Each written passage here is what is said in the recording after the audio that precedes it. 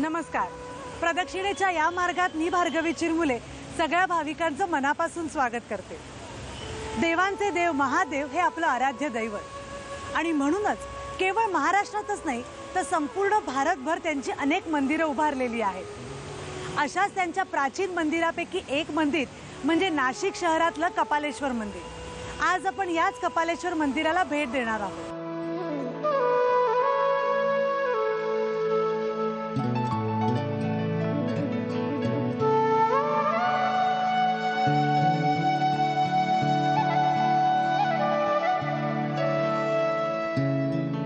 नाशिकमध्ये आल्याबरोबर बहुतेक भाविक सगळ्यात आधी रामकुंडात पुण्यस्नान करून मगच दर्शनासाठी मंदिरात जातात.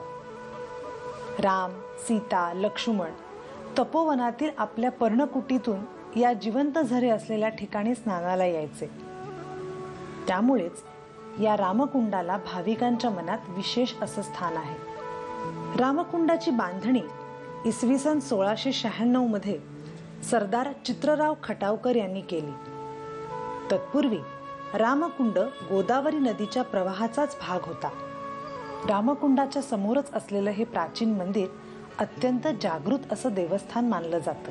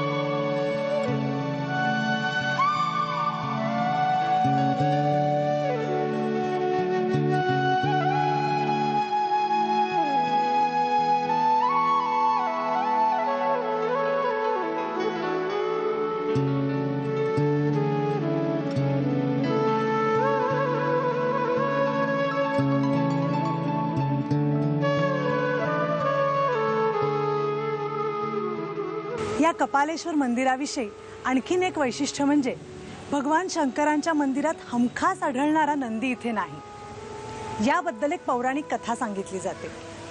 शंकरांच्या माथी ब्रह्महत्येचं पातक होतं.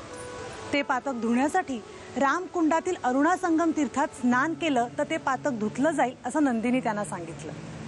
त्याप्रमाणे शंकरांनी ते केलं आणि त्यांचं पातक धुतलं गेलं. हे नंदीने त्यांना सांगितल्यामुळे ते त्यांच्या गुरुस्थानीच ठरले आणि शंकरांनी त्यांना आपल्या सेवेतून मुक्त केलं. इसवी सन 1728 मध्ये कोळी जमातीने हे मंदिर बांधलं.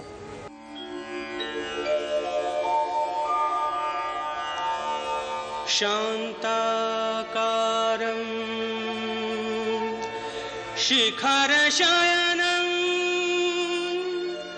नीलकण्ठं सुरेशं विश्वाधारं स्फटिकसदृशं शुभ्रवर्णं शुभांगं गौरीकान्तं त्रितयनयनं योगिभिर्ध्यानगम्यं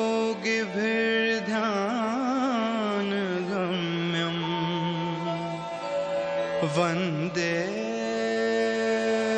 शम्भुं भवभयहरम् सर्वलोकैकनाथं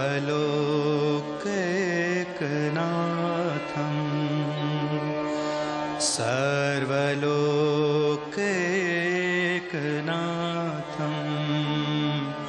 सर्वलोकैकनाथं.